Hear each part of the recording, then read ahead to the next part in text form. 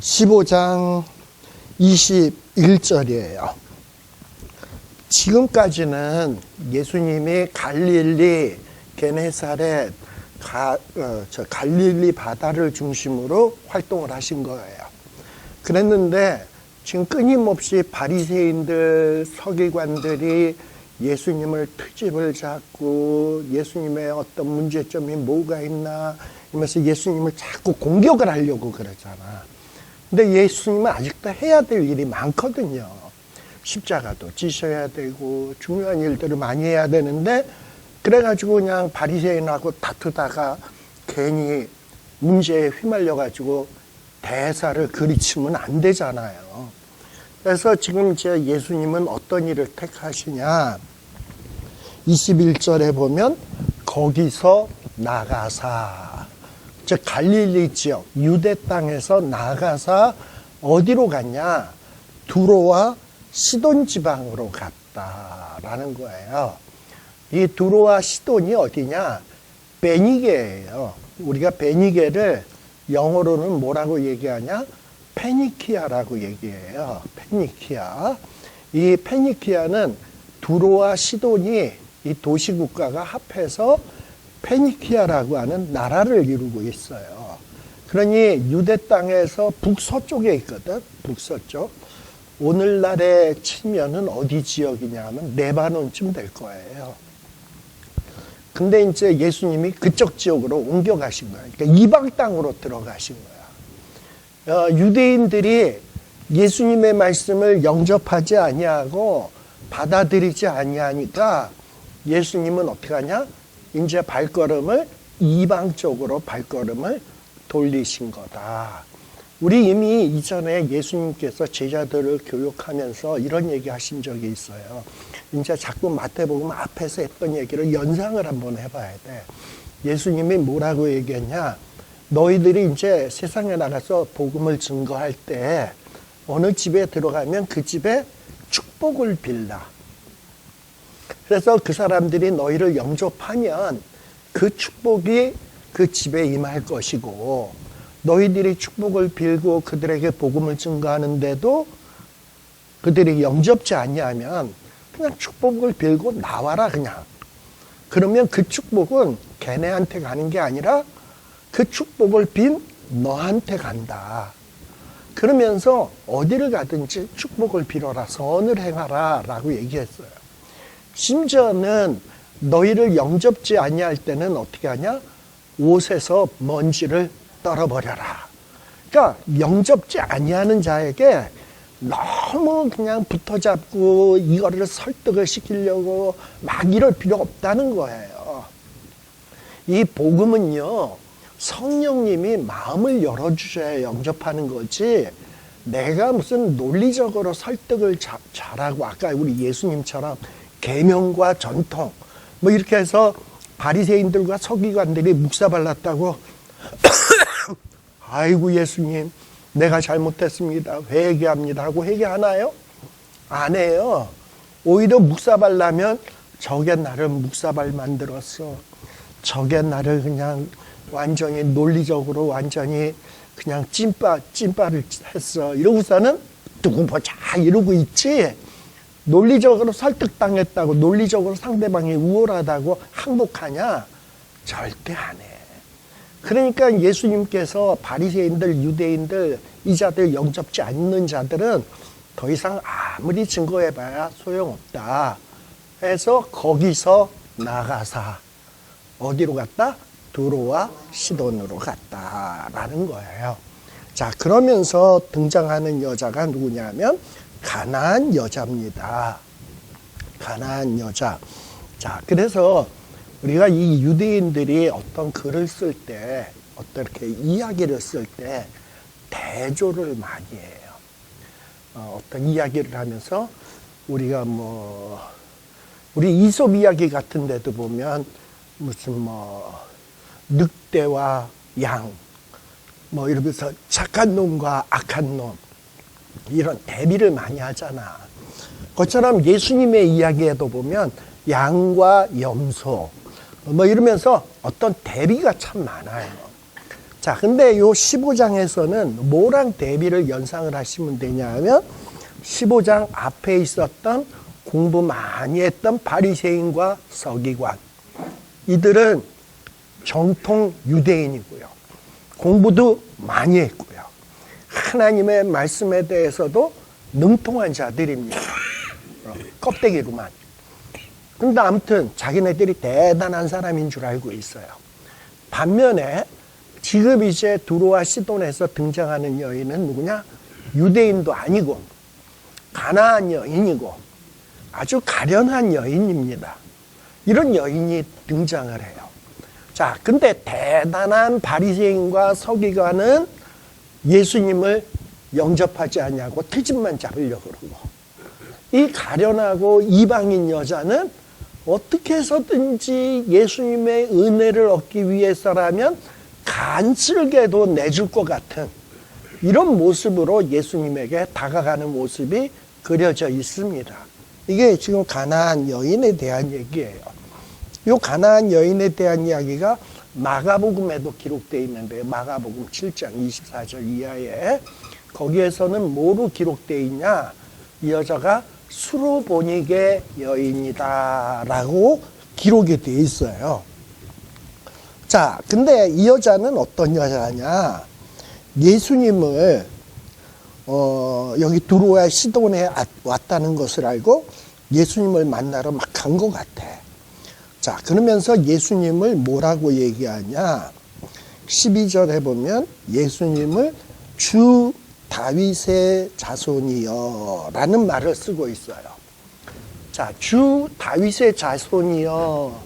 우리는 그냥 아무 생각 없으면 뭐 이게 이렇게 대단한 얘기냐? 하고 이렇게 생각되실지 모르지만 마태복음 1장 1절이 어떻게 시작했나를 기억하시면 돼요. 아브라함과 다윗의 자손 예수 그리스도의 세계다. 그래서 아브라함은요, 이스라엘의 최고의 조상이에요. 다윗은요, 이스라엘의 최고의 왕이에요. 그러니까 최고 강력한 왕이 다윗이었어요. 그래서 이스라엘 백성들은 다윗의 자손에서 장차 뭐가 올 것으로 기대했냐? 메시아가 올 것으로 기도했던 거예요. 지금 바리새인들과 서기관은 예수님을 다윗의 자손이라고 인정을 하고 예수님을 메시아로서 믿는 것이 아니라 예수님에게서 어떻게 하면 흠을 끄집어내가지고 예수님을 매장시킬까? 여기에 혈안되어 있는 사람이야. 바리새인들과 서기관은. 반면에 이 가나안 여인은 정말 성경도 제대로 모르고 유대인들에게 개만도 못하게 역임을 받는 여인인데 이스라엘 백성들보다도 더 훌륭하게 예수님을 뭐로 인정하고 있다? 다윗의 자손, 저분이 메시아다 라는 믿음이 있었다라는 거예요. 그리고 저분이 나를 불쌍히 여기면 내 딸이 지금 귀신이 들려 있는데 이 귀신 들린 것도 나을 수 있다. 이런 어떤 믿음을 갖고 있었다니까. 귀신도 보통 귀신이 아니야. 흉악한 귀신이래. 그런데 이 흉악한 귀신도 쫓겨나갈 수 있다라는 믿음을 갖고 있어요.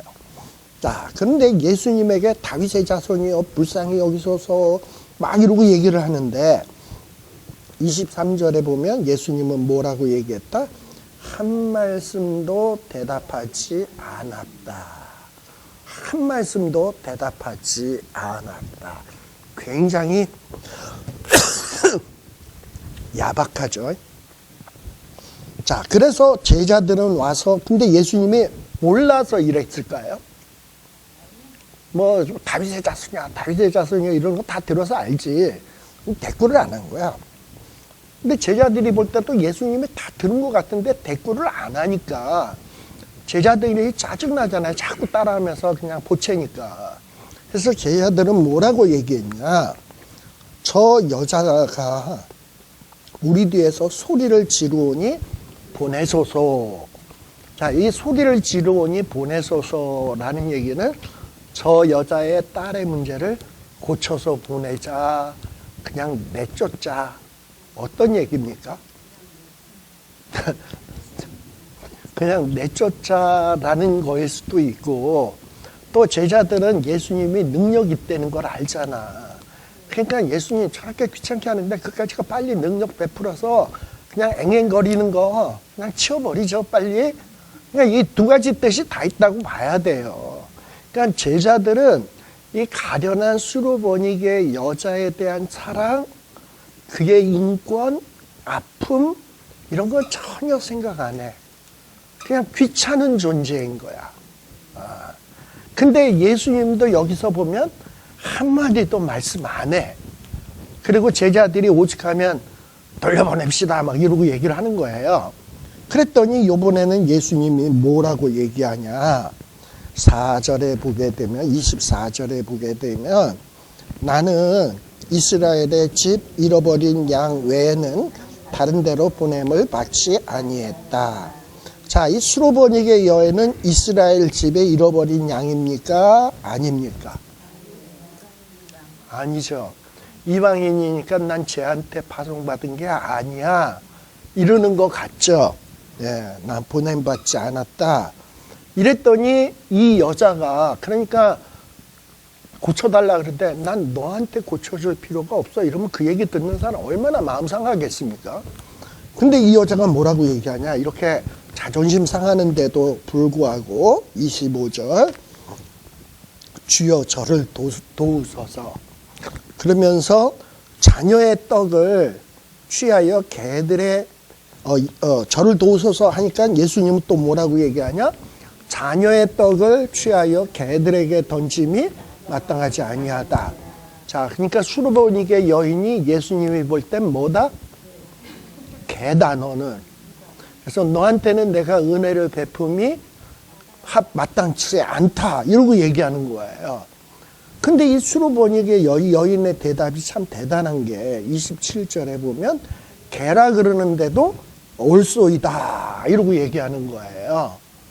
자, 근데 여기서 이 개라고 하는 말이 그 앞에 예수님의 산상수훈에서 이런 얘기가 있어요. 진주, 보석을 개에게 던지지 마라. 그러면 개들이 그것을 발로 밟고 짓밟는다. 그러면서 진주나 귀한 것은 개에게 주지 말라는 얘기가 나와요. 그때 얘기하는 개라고 하는 말하고 여기서 나오는 개하고는 좀 다른 뜻이에요. 한글이 같은 개로 나와서 그렇지 헬라어로는 좀 달라요. 자, 그러면 앞에 나왔던 이 보화나 목걸이나 진주를 개에게 던지지 말라 했을 때 그 개는 어떤 개냐? 들개. 홈리스 같이 바깥에서 막 썩은 거 주워 먹고 이러는 들개. 그리고 지금 여기서 나오는 개는 지금 어떤 얘기냐 하면 집에서 키우는 애완개. 그래서 예수님이 뭐라 그러냐? 집에서 키우는 자기 집에 자녀에게 주어야 될 것을 집에 있는 강아지가 있는데 애한테 안 주고 강아지에게 먼저 주는 건 합당치가 않아. 이랬더니 수로보니게 여인은 근데요 집에 있는 그 애완견 강아지도 뭐냐면 주인의 상에서 떨어지는 것을 먹잖아요. 이러면서 자기가 굉장히 비하되었는데도 나는 예수님의 은혜가 있어야 된다. 나는 갈급함이 있다니까. 바로 이스라엘 사람이라고 하는 거는 뭐가 이스라엘 사람이냐.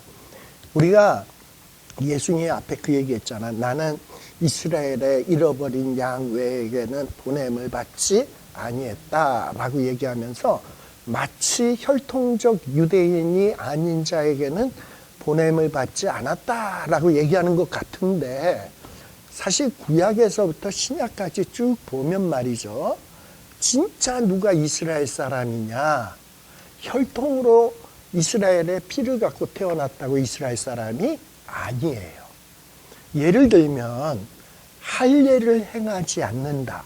혈통적으로 이스라엘로 태어났는데 할례를 행하지 않았다.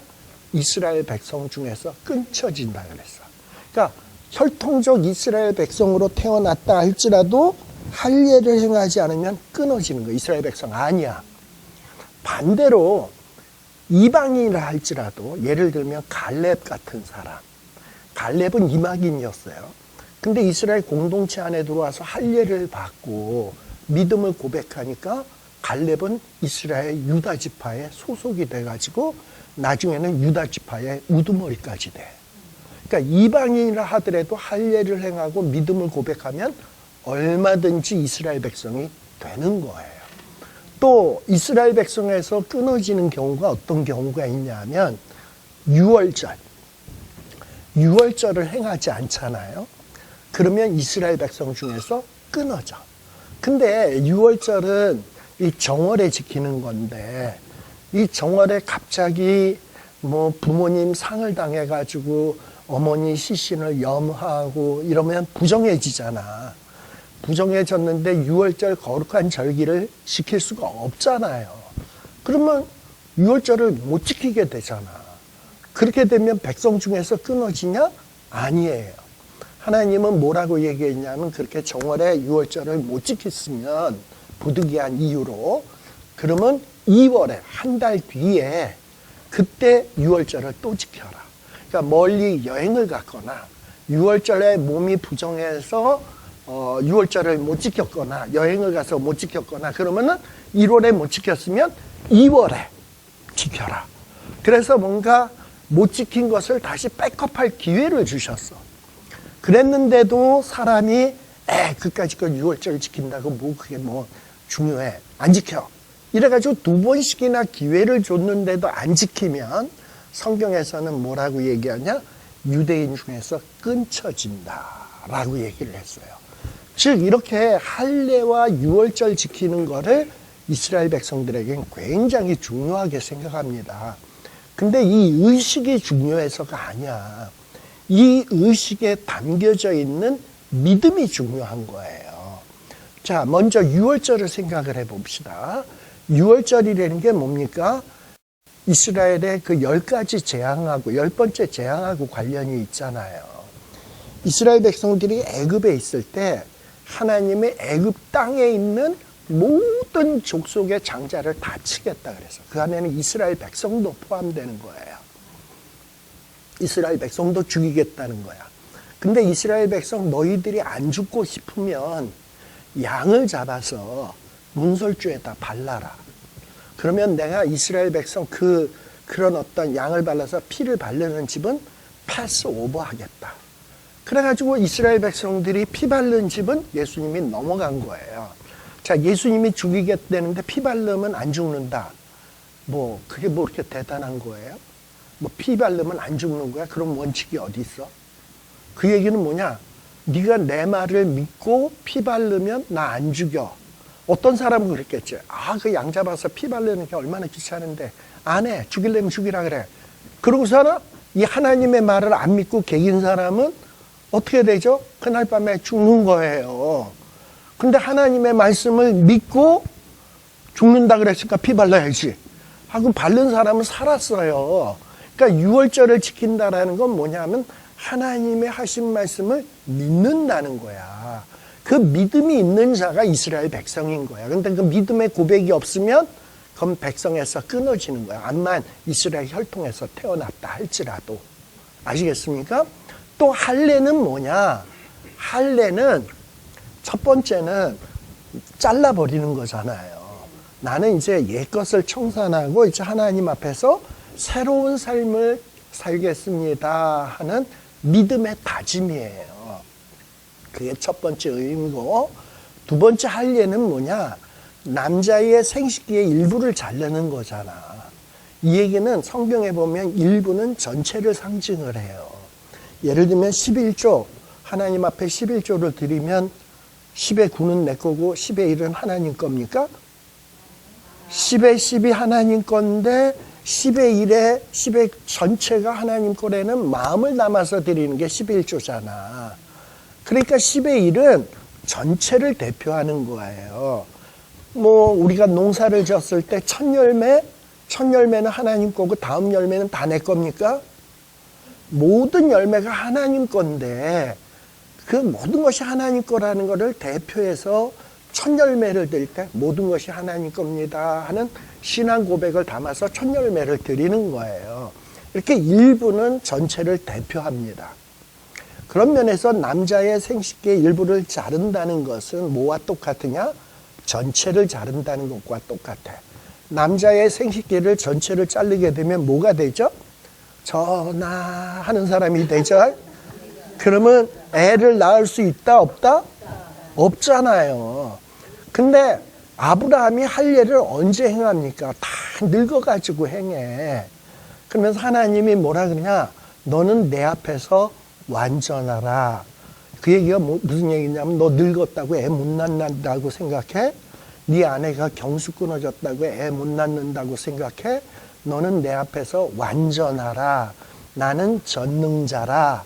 이러면서 애 주겠다는 약속을 주시고 애가 낳았잖아요. 그리고선 주어진 게 창세기 17장에 나오는 할례의 제도예요.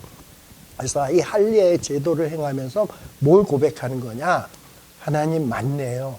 남자의 이 거시기가 없어도 암만 100세가 돼도 아내 사라가 경수가 끊어졌어도 하나님이 약속했으면 애가 태어나네요. 하나님 그렇게 약속했으면 내가 애를 낳을 수 있는 힘이 하나도 없지만 하나님이 내가 이거 없다 할지라도 하나님이 별처럼 땅의 티끌처럼 많게 해주겠다고 약속했으니 이거 없어도 이루어질 줄로 믿습니다 하는 신앙 고백이에요. 할례는. 그러니까 그 할례 그 자체가 뭐 하나님이 뭐 가질 게 없어서 남자 생식기 그 껍데기 가져서 뭐하게? 그런 거 원하는 사람 딱 하나 있어. 사울왕. 사울왕이 자기 사위 다윗을 죽이려고 블레셋 사람 양피 100개 배우라 그래. 근데 다윗이 열받아가지고 200개 가져다가 애 꽃배기로 가지셔갖고 갖다 준 적이 있어요. 그거 가져서 뭐 한다고. 돼지 껍데기는 구워라도 먹지. 근데 그거 해서 뭐 하겠습니까? 그러니까 이 할례라고 하는 것은 뭐냐면 일종의 신앙 고백 의식이다. 근데 이런 신앙 고백 의식이 없으면 백성 중에서 끊어지고 이방인이라 할지라도 이런 신앙 고백 의식이 있으면 하나님의 백성 된다. 혈통이 중요한 게 아니다. 자, 지금 바리새인 서기관은 예수님을 뭐 합니까? 다윗의 자손으로 인정합니까? 메시아로? 어떻게 해서든지 예수님을 끌어내리려고 하고 있어요. 그게 유대인 중에 유대인이고 바리새인 중에 바리새인이라는 작자들이 그 짓을 하고 있습니다. 유전과 전통을 지키면서 계명은 짓밟으면서 지들이 유대인인 줄 하나님의 백성인 줄 착각하고 있어요. 그런데 지금 예수님을 찾아 나온 여자는 누구냐? 혈통적으로 보면 두로와 시돈의 여자고요. 그리고 그야말로 전혀 정말 내세울 게 없는 여자예요. 그런데 이 여자에게 하나 분명한 훌륭한 점이 하나 있는데 뭐냐? 예수님은 다윗의 자손이다. 메시아다. 그리고 이분이 긍휼히 여기면 우리 딸 난다. 흉악한 귀신이 들렸어도 난다. 이 믿음이 있었다니까. 근데 예수님은 뭐라 그러냐? 나는 이스라엘의 잃어버린 양 외에는 보냄받지 않았어. 이러고 얘기하는데 그래도요 막 이러고 얘기하는 거예요. 그러면서 자식에게 줄 것을 개에게 던짐이 마땅치 아니하다 그랬는데 예수님은 이 수로보니게 여인은 개들도 상에서 떨어지는 것을 먹나이다. 그러면서 예수님의 은혜를 얻기 위해서라면 체면몰수하고 모욕을 당해도 예수님에게 끈질기게 나아가는 모습을 보이는 거예요. 어떤 이스라엘 백성보다도 훌륭한 믿음을 가졌다라는 거예요. 예수님께서 이방인 가운데서 이만한 믿음을 본 적이 없다라고 일컬으신 분이 있어요. 하나는 수로보니게 여인, 그리고 하나는 이방 백부장의 딸이 아플 때 찾아왔을 때 그 이방인 백부장에 대해서도 이만한 믿음을 본 적이 없다. 또 수로보니게 여인에 대해서 이만한 믿음을 본 적이 없다. 그래서 이스라엘 백성이라고 하는 것은요, 혈통에 의해서 태어난다고 하나님의 백성이 되는 게 아니라 믿음이 있는 자가 이스라엘 백성인 겁니다. 그런 면에서 예수님은 지금 두로와 시돈으로 들어오셨잖아. 자, 한번 논리적으로 생각해 보세요. 지금 예수님이 나는 이스라엘의 잃어버린 양 외에는 보냄을 받지 않았다 그런데 왜 유대 땅을 떠나서 왜 두로와 시돈으로 들어갑니까? 말이 안 되잖아. 그러면 그냥 유대 땅에만 있어야지. 바리새인들이 박해하든 뭐하든. 그러니까 예수님이 볼 때는 예수님이 보는 하나님의 백성은 혈통적 이스라엘 백성만이 아니에요.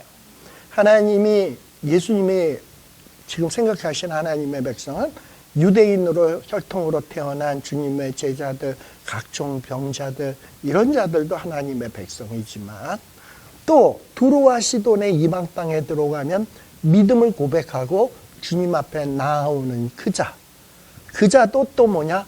주님이 보실 땐 하나님의 백성이야. 왜냐? 믿음의 조상 아브라함의 믿음을 똑같이 갖고 있거든. 설사 이방인이라 하더라도. 그래서 예수님이 볼 때는 그 자도 이스라엘의 잃어버린 양이 되는 거예요. 그래서 지금 이 수로보니게 사건은 앞에 나오는 바리새인과 서기관과 이런 대비를 하고 있다라는 것을 여러분들이 생각을 해볼 필요가 있습니다. 자, 그러면서 이 수로보니게 여인에게 뭐라고 얘기합니까? 28절에 내 믿음이 크도다. 이스라엘 백성은요, 믿음이 있는 자예요. 혈통으로 태어난 자가 하나님의 백성이 아닙니다. 자, 그리고 예수님은 갈릴리 호숫가에 이르러 산에 올라가 앉으셨다. 여기서 갈릴리 호숫가도 이거는 이스라엘 땅이 아니에요. 갈릴리 호숫가 이방인의 땅과 접경되어 있거든요. 여전히 지금 이방인의 땅입니다. 근데 이 이방인의 땅에 누가 찾아오냐? 30절에 저는 사람, 장애인, 맹인, 말 못하는 사람, 이런 사람들이 막 예수의 발 앞에 와서 막 앉히는 거야. 그야말로 무거운 짐을 이것 좀 어떻게 해주세요. 막 그냥 갖다 주님한테 떠넘기는 거야. 이런 문제의 사람들을 막 이렇게 떠넘기는 거야. 자, 근데 이렇게 예수님의 문제의 사람들을 떠넘기는 사람들이 누구냐? 이 사람들은 지금 수로보니게 여인처럼 갈릴리 호숫가에 있는 두로와 시돈 사람들 혹은 이방 사람들인 거예요. 그럼에도 불구하고 이들은 어떤 믿음이 있다? 예수께만 나가면 난다. 문제가 해결된다. 믿음을 보이는 거야. 그러니까 이 믿음을 보인다는 것은 어떤 유대인보다도 훌륭한 믿음의 소유자다. 비록 이방인의 혈통으로 태어났어도 이런 자들이 참 이스라엘 백성이다. 바로 예수님은 이런 자들을 위해서 이 땅 위에 보내심을 받았다. 자, 그러니까 이런 어떤 예수님의 행보가, 이런 어떤 예수님의 행보의 의미가 당시 유대인, 바리새인들, 서기관, 이런 사람들에게는 얼마나 충격적이었을까요? 자기네들은 자기 혈통만 하나님의 백성이고 자기만 은혜 받고 자기네만 거룩한 백성인 줄 알았는데 예수님은 웃기지 마. 너희들이 혈통으로 태어났다고 하나님의 백성인 줄 알아? 아니야. 믿음이 있는 자가 하나님의 백성이야. 설사 이방인이라도 저자가 하나님의 백성이야. 이러고 가르치는 것이 이 유대인들에겐 얼마나 충격적이었겠습니까? 그러니 예수님과 유대인 사이에는 충돌이 있을 수밖에 없는 거야. 그래서 예수님은 죽을 수밖에 없는 거야. 왜냐하면 유대인들이 기대한 모습이 아니니까. 예수님은 이방인들도 위하러 오셨으니까. 자, 이러면서 이 이방 땅에서 여러 병자들을 막 고치십니다. 자, 그런데 32절에 이제 무슨 사건이 등장을 하느냐? 4,000명을 먹이는 사건이 벌어져요. 앞에 5,000명을 먹였을 때는 그 5,000명은 유대인이었습니다. 근데 지금 이 4천 명은 지금 어디서 행해지는 거냐? 이방 땅에서 행해지는 겁니다. 자, 예수님은 자기의 백성들을 먹이십니다. 자기의 백성들을 먹이시는데 유대인, 혈통적 유대인들만 먹이시냐? 아니다. 믿음이 있는 자, 이방인들이라도 그들도 주님은 자기 백성으로 여기시고 먹이신다. 그래서 먹이는 자가 누구냐? 4천 명인 거예요. 앞에서는 5천 명. 근데 이 4천이라고 하는 숫자는 의미가 있어요. 히브리어에서 4라고 하는 숫자는 동서남북, 사방을 가리치는 숫자고요. 천이라고 하는 개념은 많다라는 거예요. 지금은 4천 명이 지금 이 음식을 먹지만 주님은 이 사건을 통해서 뭘 암시하냐? 장차 주님 나라에서는 무수히 많은 믿음을 가진 이방인들도, 동서남북에서 온 무수히 많은 많은 이방인들도 하나님의 잔치에 참여할 거다. 근데 이들은 누구냐? 믿음을 가진 자다. 하나님의 백성은 혈통적 유대인으로 태어났다고 하나님의 백성이 아니라 스로보니게 여인처럼 아무리 멸시를 받아도 믿음으로 막 나아가면 은혜를 받을 수 있는 하나님의 백성이 된다라는 것을 지금 보여주고 있는 겁니다. 그래서 여기에서 4천 명을 먹이시는 사건이 벌어져요. 자, 그런데 제자들은 33절 이 광야에서 이 4천 명의 무리가 있을 때 뭐라고 얘기를 하냐? 우리 예수님은 32절에 내가 무리를 불쌍히 여기노라. 얘네들이 나와 함께 있은 지 사흘인데 먹지를 못했다. 기진할까 하여 굶겨 보내지 못하겠다. 그랬는데 제자들이 여긴 광야인데 어디서 이렇게 이 많은 무리를 배부르게 먹일 수 있겠습니까? 떡을 얻을 수 있겠습니까? 라고 얘기하잖아요. 자, 보세요. 바로 지난 장에서 무슨 일이 있었죠? 오병이어 기적이 있었잖아. 그러면 그 기적을 체험했으면 지금도 광야지만 주님이 원하시면 된다. 주님이 감사하시면서 축사하시면 된다. 라는 믿음을 보이면 되지. 자, 그런데 아무튼 예수님은 또다시 이곳에서 떡이 몇 개 있냐? 그랬더니 떡 7개, 작은 생선 2마리 있다. 그래서 땅에 앉게 하시고 다 나누어 줬는데 4천 명이나 됐다라는 거예요. 자, 그래서 오병이어 사건과 비슷한데 숫자가 좀 다르다. 그리고 이 떡을 먹은 대상이 다르다. 즉 이것이 보여주는 것은 뭐냐? 앞에는 유대인, 뒤에는 이방인. 근데 이 이방인도 하나님의 백성, 은혜 앞에 나온 자들이기 때문에 유대인들도 주님의 은혜를 구하러 나온 자들이기 때문에 하나님의 백성. 하나님의 백성들은 아무리 빈들이고 광야라 할지라도 하나님은 굶기지 않는다. 먹이신다.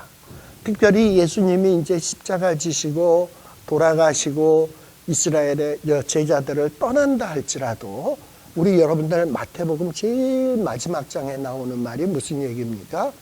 보라, 내가 세상 끝날까지 너희와 함께하겠다. 예수님 승천해놓고서 무슨 세상 끝날까지 함께한대? 말이 안 되죠? 근데 예수님은 뭐냐? 비록 몸은 떠나 있어도 나는 너희와 늘 함께한다는 얘기는 이렇게 예수님이 함께할 때마다 기적이 일어났거든. 그렇다면 너희들이 육체적으로 주님과 떨어져 있다 할지라도 주님에게 대해서 믿음을 보이고 감사하고 주님의 긍휼을 향하여 간절하게 나아가면 언제든지 주님은 함께 하시기 때문에 세상 끝날까지 놀라운 기적들은 일어난다. 설사 네로의 박해, 도미티아누스의 박해 이런 일이 일어난다 하더라도 걱정 마라. 물질이 없다 할지라도 빈들이나 광야라 할지라도 걱정 마라. 나는 너희와 함께 하겠다. 이 믿음을 얘기하는 거예요. 자, 그럼 이런 교육을 받은 주의 제자들은 어떤 고백을 해야 됩니까? 주님은 진정 하나님의 아들이십니다. 다윗의 자손이십니다. 하면서 주님에 대한 참다운 고백을 해야 되는 거죠. 근데 이 주님의 제자들만 이런 고백하는 게 아니라 마태복음을 읽는 저와 여러분들도 이걸 읽으면서 전통에 사로잡힌 바리새인과 서기관이 될 게 아니라 설사 전대받는다 할지라도 수로보니게 여인이 귀한 거구나 라는 거를 인식하시고 주님에 대한 참된 믿음으로 나아가는 저와 여러분 되시기를 간절히 바랍니다. 오늘 이렇게 해서 15장까지 하고 다음 시간에 16장 하도록 하겠습니다. 기도하겠습니다. 하나님 아버지 감사드립니다. 정말 주님께서 이 땅 위에 오셔서 여러 가지 모습들을 많이 보여주셨는데 어리석은 자들이 눈이 어두워서 주님의 가르침을 깨닫지 못하고 오히려 주님을 비방하며 주님을 핍박하며 주님을 배척하는 모습을 보이곤 합니다. 주님, 우리에게도 영적인 눈을 열어주셔서 주님이 누구신지 보게 하시고 수로보니게처럼 간절함으로 나와 주님 앞에 매달릴 때 정말 불가능한 일들이 정말 가능하게 되는 기적을 체험하게 하시고 광야에서 4,000명을 먹이고도 남고 광야에서 빈들에서 5,000명을 먹이고도 남는 이런 말도 안 되는 기적들이 내 삶 속에도 일어날 수 있음을 체험하는 저희들이 되게 하여 주시옵소서. 예수님 이름으로 기도드리옵나이다. 마치겠습니다. 수고하셨습니다.